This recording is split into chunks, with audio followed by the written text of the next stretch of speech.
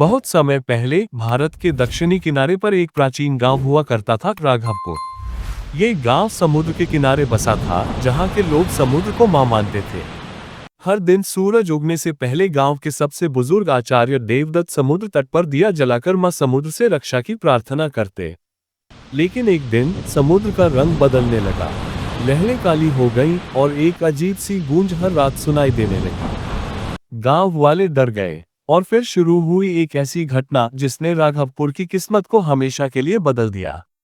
रात को समुद्र में अजीब चमक दिखने लगी, कुछ मछुआरे गायब हो गए। गांव में अफवाह फैल गई कि समुद्र में कोई दानव जाग गया है। आचार्य देवदत्त ने पुरानी पोथी से समुद्र दानव वारुणासुर की कथा पढ़ी, एक राक्षस जिसे देवताओं ने समुद्र में बंद किया था, जो अब हजारों साल बाद जाग रहा है। गांव का एक युवक अर्जुन, बहादुर, शांत और समर्पित। उसके पिता भी समुद्र में गायब हो चुके थे। अर्जुन संकल्प करता है कि वो इस रहस्य का पता लगाएगा। अर्जुन को एक पुरानी गुफा मिलती है जो समुद्र में नीचे जाती है।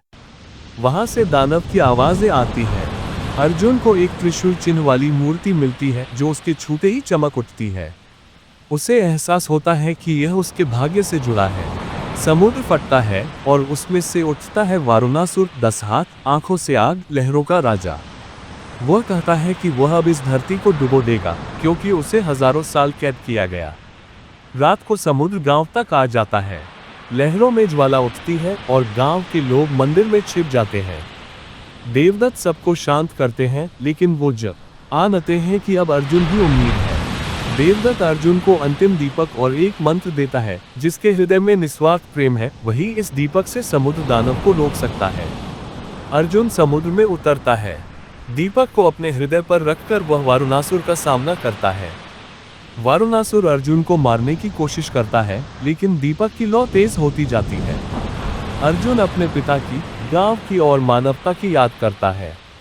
दीपक से निकलती ऊर्जा वारुणासुर को जलाना शुरू कर देती है। दानव कराहता है, लेकिन अर्जुन डगमगाता नहीं। वारुणासुर जलकर वापस समुद्र की गहराई में चला जाता है।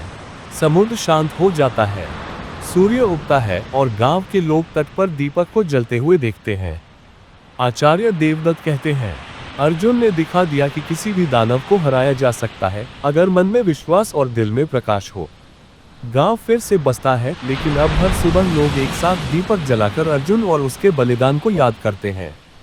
आपको ये वीडियो कैसा लगा? अच्छा लगा तो लाइक एंड सब्सक्राइब कर देना।